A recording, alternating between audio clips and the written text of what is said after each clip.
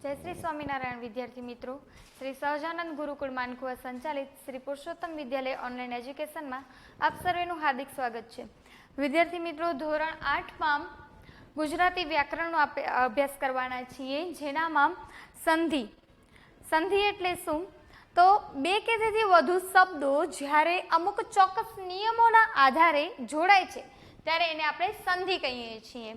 बे के तेथी वधारे संधियुक्त शब्दों संस्कृत में वधारे पड़ता आवता होय छे, गुजराती में बे शब्दों वधारे पड़ता जोड़ाता होय छे। एना माटे बे शब्दों छे एने आपणे जोड़ीए तो छीए पण गमे ते बे शब्दों ने आपणे जोड़ी नाखवा जोईए नहीं। एना माटे चोक्कस नियमो होय छे। तो आ नियमो कया छे तेनो आज आपणे अभ्यास करवाना छीए। तो सौथी पहेला तो एना 3 प्रकार छे, स्वर संधि, व्यंजन संधि और विसर्ग संधि। मोटा भागना लोको एम ज माने छे के संधिना फक्त 2 ज प्रकार छे, परंतु विसर्ग संधि पण छे। स्वर संधि में शुं होय? तो 2 स्वर जोड़ाय। व्यंजन संधि में शुं जोड़ाशे? व्यंजन जोड़ाशे। अने विसर्ग संधि में एक व्यंजन अने एक स्वर जोड़ाय छे, बराबर। पण हमणां आपणे फक्त स्वर संधि नो अभ्यास करवाना छीए। तो स्वर संधि कोने कहीए छीए के एक शब्द ने छेड़े आवतो स्वर, शब्दना अंते आवे छे ए स्वर, अने बीजा शब्दनी शरूआतमां आवतो स्वर छे ए ज्यारे जोड़ाय छे त्यारे स्वर संधि बने छे। 2 स्वर जोड़ाशे तो क्यारे 2 स्वर जोड़ाय छे? एक शब्द छे एना एंड नो अक्षर अने बीजो जे शब्द छे एनी शरूआतनो अक्षर, आ बंने जोड़ाशे त्यारे स्वर संधि बने छे, बराबर। हवे अहींया आपणी पासे केटलाक उदाहरणो छे ए जोईए। साथे साथे आपणे उदाहरणो जोशुं ने तो एनी साथे आपणने नियमोनो ख्याल आवशे। सूर्य वत्ता अस्त आ संधि जे छे ए छूटी करीने आपेली छे आपणने, आपणे एने जोड़ता जईए अने नियमो जोता जईए। सूर्य वत्ता अस्त छे तो शुं थशे? सूर्यास्त थशे, बराबर। पण एना माटे नियम शुं? तो नियम छे अहींया अ वत्ता अ जोड़ाय छे। अ वत्ता अ बराबर शुं थशे? आ थशे नियम। अने आ छे संधि जेने आपणे जोड़ेल छे, बराबर। हवे बीजो उदाहरण छे शिव प्लस आलय। तो अहींया अ वत्ता आ तो शुं थशे? शिवालय। नियम शुं आवे आपणी पासे? अ वत्ता आ। अ वत्ता आ बराबर आ थाय छे ने, अ वत्ता आ। हवे बीजું उदाहरण छे दया वत्ता आनंद। तो शुं थशे? दयानंद। तो नियम बनशे आ वत्ता आ। ज्यारे आ वत्ता आ जोड़ाशे त्यारे पण शुं बनशे? आ ज बनशे। એટલે હવે આપણને ખબર પડશે કે અહીંયા પણ આ વત્તા અ છે, વિદ્યા વત્તા અર્થી, વિદ્યાર્થી બનશે। તો આ વત્તા અ બરાબર પણ શું થશે? આ। હવે એક નિયમ આપણે તારવી શક્યા। હવે આપણને આવડે કે અ વત્તા અ બરાબર પણ આ થાય, અ વત્તા આ બરાબર પણ આ જ થાય, આ વત્તા આ અને આ વત્તા અ બરાબર પણ આ જ થશે। ઓકે, અને આવી રીતે આપણે નિયમને શબ્દો જે છે એમ જ મજા આવે એમ જોડી શક્યા નથી। એના ઉપર આપણને નિયમ મળે છે કે અ વત્તા અ છે તો આ થશે, અને આના ઉપરથી આપણે સંધિ જે છે એ નિયમબદ્ધ રીતે જોડી શકીએ છીએ। જો આપણને નિયમ ખબર હશે તો આપણે સંધિને વ્યવસ્થિત રીતે જોડી શકશું। સાથે સાથે શું થશે? તો આપણી જોડણી જે છે એ સાચી બનશે, એટલે કે જોડણીનો ખ્યાલ પણ એના પરથી આપણને આવી જશે।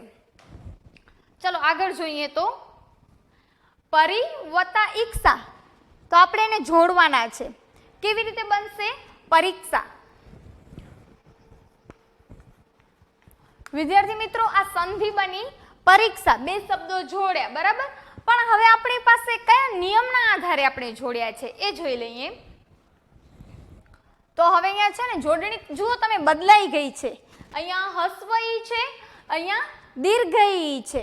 તો આપણને ખબર પડવી જોઈએ કે હસ્વ ઈ વત્તા હસ્વ ઈ, બરાબર। હસ્વ ઈ વત્તા હસ્વ ઈ, દીર્ઘ ઈ વત્તા દીર્ઘ ઈ, બંને જે છે એ શું થશે? દીર્ઘ ઈ જ થશે. દેવી વત્તા ઈચ્છા, હવે અહીંયા દીર્ઘ ઈ છે. હવે આપણે પહેલા તો એને સંધિને બનાવી લઈએ. સંધિ બનાવીએ તો દેવી વત્તા ઈચ્છા તો દેવીચ્છા. સંધિ બની. નિયમ શું આવ્યો? તો દીર્ઘ ઈ વત્તા હસ્વ ઈ બરાબર શું બનશે? દીર્ઘ ઈ. એટલે કે નાની ઈ ની સાથે મોટી ઈ જોડાય કે મોટી ઈ ની સાથે નાની ઈ જોડાશે. અંતે શું મળશે આપણને? મોટી ઈ જ મળશે. રજની વત્તા ઈશ તો રજનીશ. ઉદાહરણ જોઈએ તો હવે આપણે નિયમ જોઈએ તો દીર્ઘ ઈ છે વત્તા દીર્ઘ ઈ બરાબર શું થશે? દીર્ઘ ઈ. બરાબર. નેક્સ્ટ જોઈએ સુ વત્તા ઉક્તિ, સિંધુ વત્તા ઉર્મી. તો આનામાં પણ એક નિયમ છે, એમ જ આપણે જોડી શકશું નહીં. તો અહીંયા સુક્તિને પહેલા આપણે જોડી લઈએ. તો હવે અહીંયા શું છે?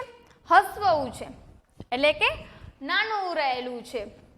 તો નાનું વત્તા નાનું એટલે કે હસ્વઉ છે. તો શું બનશે? દીર્ઘ ઉ. એટલે આપણે અહીંયા જોડણી બદલાઈ ગઈ છે, મોટું બની જશે. એટલે આપણે શું કરેલ છે? અહીંયા જોડણી ફેરવી નાખી છે, સુક્તિ કરેલી છે. સિંધુ વત્તા ઉર્મી. તો એને આપણે જોડી નાખીએ. જો જોડણી બદલાય છે, અહીંયા હસ્વ ઉ છે, આપણે દીર્ઘ ઉ કરી નાખ્યું છે. શા માટે? નિયમના આધારે. સિંધુ વત્તા ઉર્મી તો હસ્વ ઉ વત્તા હસ્વ ઉ એટલે કે દીર્ઘ ઉ થશે.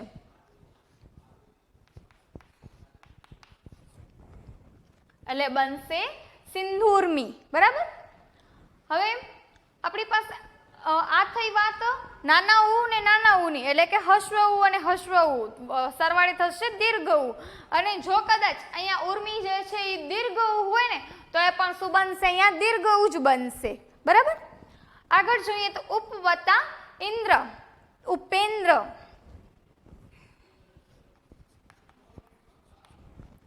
હવે શબ્દો તો આપણી પાસે મળી ગયો, સંધિ બની કે ઉપેન્દ્ર. પણ નિયમ શું આવ્યો છે? તો અહીંયા શું છે? અ છે. તમે ઉચ્ચારણ કરશો ને એટલે ખબર પડશે. જ્યારે શબ્દો તમે બોલો છો ઉપ, તો છેલ્લે આપણને શું સંભળાય છે? અ સંભળાય છે. તો અ શું છે? સ્વર છે. અને આ તો સ્વર જ છે. અ, આ, ઈ, ઉ, ઋ, એ, ઐ, અમ, અહ, ઓ, ઔ આ બધા સ્વર છે.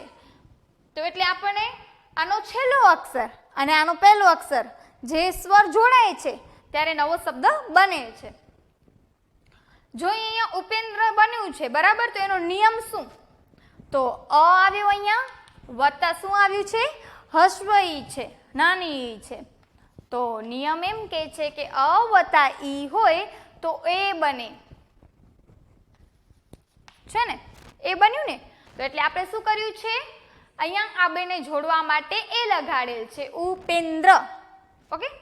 આગળ જોઈએ યથા વત્તા ઈષ્ટ. તો અહીંયા આપણને શું મળે છે? આ મળે છે. અને અહીંયા શું મળે છે? ઈ મળે છે. તો યથેષ્ટ. કેવી રીતે ખબર પડશે આપણને?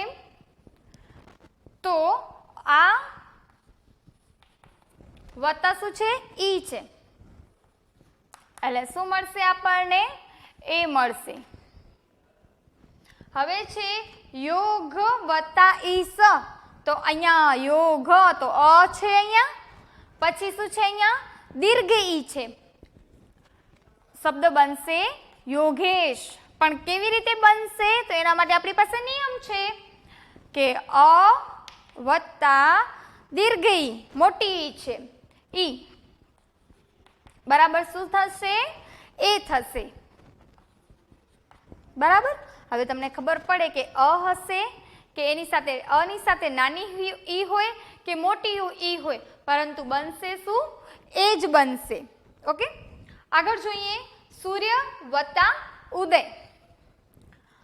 તો અ છે અહીંયા ઉ છે તો અ ને લખશું સૂર્ય તો અ, ઉદય વત્તા નાનો ઉ છે તો આપણે આ બેને ભેગું કરીએ સૂર્યોદય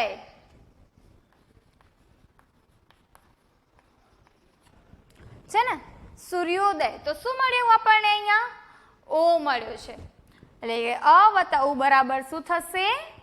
ઓ થશે. પછી છે પ્રણય વત્તા ઉ. તો અહીંયા અ છે, અહીંયા ઉ છે.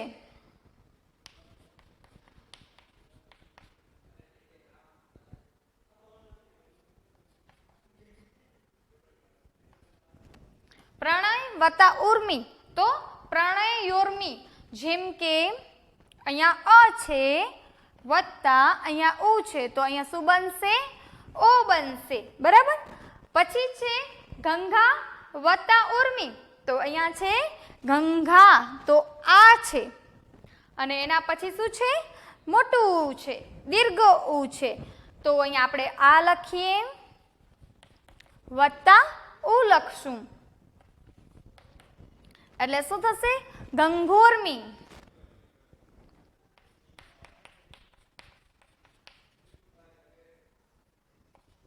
ગંગોર્મી અને અહીંયા થશે ઓ.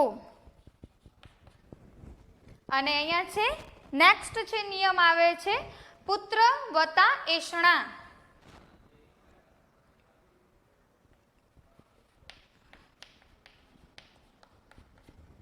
પુત્રૈષણા પણ ખબર કેવી રીતે પડી? નિયમ શું છે? તો અહીંયા ત્ર એટલે કે અહીંયા અ છે, અહીંયા છે એ તો બરાબર શું થાય?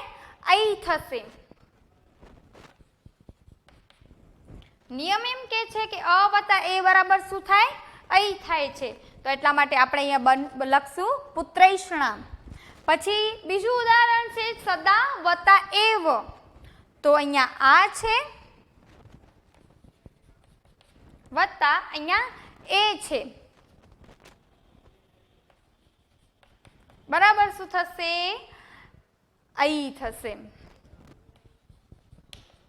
આપણે કેવી રીતે લખી શકશું? સદૈવ. બરાબર આવડે?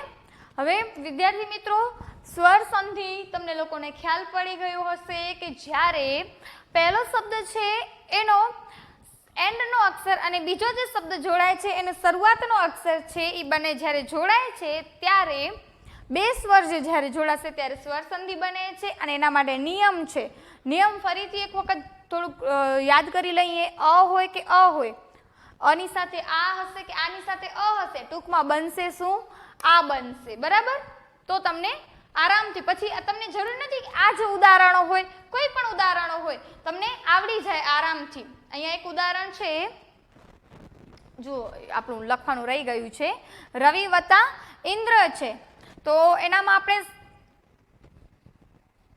તમે જોઈ લો અહીંયા કે હસ્વ ઈ છે વત્તા ઈ નાની ઈ છે, ઈ પણ હસ્વ ઈ છે બરાબર શું થશે? દીર્ઘ ઈ થશે. એટલે આપણે આમ લખી શકીએ ને રવિન્દ્ર. અહીંયા જુઓ રવિની જોડણી છે એનામાં રવિમાં આપણે જ્યારે લખીએ છીએ ફક્ત રવિ ત્યારે શું આવે છે? હસ્વ ઈ આવે છે. બરાબર. પરંતુ જ્યારે આપણે એની સાથે ઇન્દ્રને જોડેલ છે ત્યારે શું થશે? દીર્ઘ ઈ થઈ જશે, મોટી ઈ થઈ જશે. કારણ કે નિયમ એમ કે છે કે નાની વત્તા નાની બરાબર શું થાય? મોટી ઈ થાય. આપણી પાસે અહીંયા પણ એમ જ છે નાની હોય કે મોટી, મોટી હોય કે નાની હોય જ્યારે એને આપણે જોડીએ છીએ ત્યારે એન્ડમાં મોટી ઈ થાય છે. બરાબર. પછી એક વસ્તુ આપણે હજુ શીખ્યા કે નાનું હશે કે મોટું હશે, મોટું હોય કે નાનું હોય અંતે જ્યારે બે ઉ ભેગા થાય છે ત્યારે દીર્ઘ ઉ થાય એટલે કે મોટું ઉ જ થાય છે. પછી આપણે શીખ્યા છીએ કે અની સાથે નાની હોય કે અની સાથે મોટી ઈ હોય બરાબર તોય પણ કે પછી અની સાથે આ ઈ હોય નાની ઈ કે આની સાથે નાની ઈ કે આની સાથે મોટી ઈ હોય તોય પણ અંતે છે એ શું બને છે? એ જ બને છે. ઓકે. હવે આગળ આપણે શીખ્યા કે અની સાથે નાનું ઉ હશે કે અ ની સાથે મોટું ઉ હશે કે પછી આની સાથે નાનું ઉ હોય કે આની સાથે મોટું ઉ હોય, અંતે બનશે શું? ઓ બનશે. પછી છે અની સાથે એ હશે કે આની સાથે એ હશે પરંતુ અંતે શું બનશે? તો ઐ બને છે. આટલું આપણે નિયમો જે છે એ શીખ્યા છીએ. એટલે આ લગભગ સુધી 6 જેટલા નિયમો આપણે આટલા ઉદાહરણો સાથે શીખ્યા. હજુ એક સ્વર સંધિનો નિયમ છે.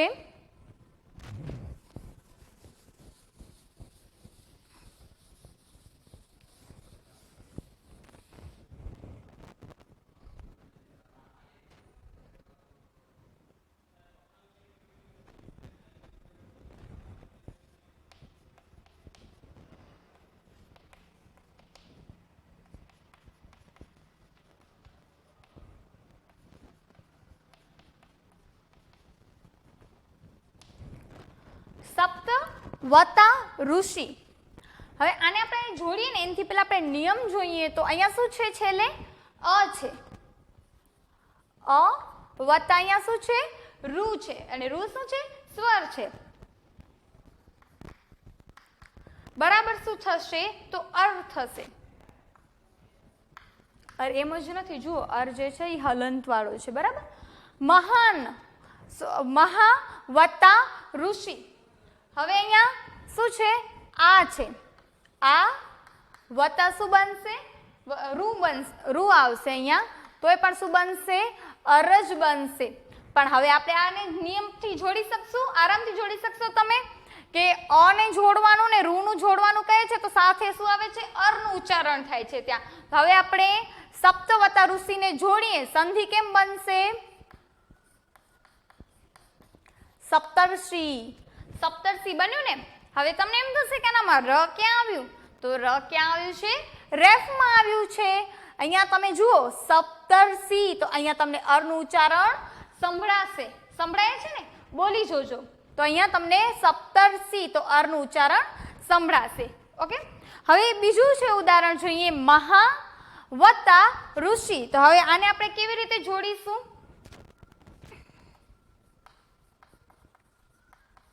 મહર્ષિ. કેવી રીતે ખબર પડી કે અર આવ્યો છે? તો અહીંયા મહ શી ર જે છે અહીંયા આવે છે. સૌથી પહેલા છે એ શું આવે છે? ર આવે છે. અને તમને લોકોને મેં વ્યાકરણ શીખવાડવા સમય દરમિયાન કહ્યું હતું કે જ્યારે પણ ર નું ઉચ્ચારણ આવતું હોય, જ્યાં ર નું ઉચ્ચારણ આવતું હોય એના પાછળના અક્ષર ઉપર તરત જ શું આવશે? રેફ આવશે. જ્યાં ર નું ઉચ્ચારણ હોય ને એના પાછળના અક્ષર ઉપર આવે રેફ, જેથી કરીને તમારી જોડણી જે છે એ ખોટી પડે નહીં. અને તમને આટલા જો સ્વર સંધિના નિયમો યાદ રહી જશે તો તમને લોકોને સ્વર સંધિની સાથે સાથે જોડણીનો પણ ખ્યાલ આવી જશે કે આ જોડણી સાચી છે કે ખોટી છે. જેમ કે તમને લોકોને પરીક્ષા હોય ને તો એ સમય દરમિયાન પરીક્ષામાં તમે જોડણી ખોટી લખી નાખો છો, હસ્વ દીર્ઘ કરી નાખો છો, પણ ખરેખર પરીક્ષાની જોડણી કેવી રીતે આવે છે? દીર્ઘ આવે છે. અને એનો નિયમ શું છે? તમને હવે કોઈ પૂછે કે આનો નિયમ શું છે તો તમને હવે ખબર પડવી જોઈએ કે હસ્વ ઈ વત્તા હસ્વ ઈ બરાબર શું થશે? દીર્ઘ ઈ થશે. એટલા માટે તમારી જોડણી પણ સંધિ જો તમને આવડતી હશે તો જોડણી ઓટોમેટિકલી તમારી સાચી પડશે. બરાબર. વિદ્યાર્થી મિત્રો, ભાગ 1 માં આપણે સ્વર સંધિ જોઈ છે. બીજા ભાગમાં આપણે વ્યંજન સંધિ જોવાના છીએ. વિદ્યાર્થી મિત્રો, અમારા ચેનલને લાઈક કરો, શેર કરો અને સબસ્ક્રાઇબ કરો. ફરીથી મળીશું એક નવા ટોપિક સાથે. ત્યાં સુધી તમને બધાને જય શ્રી સ્વામિનારાયણ.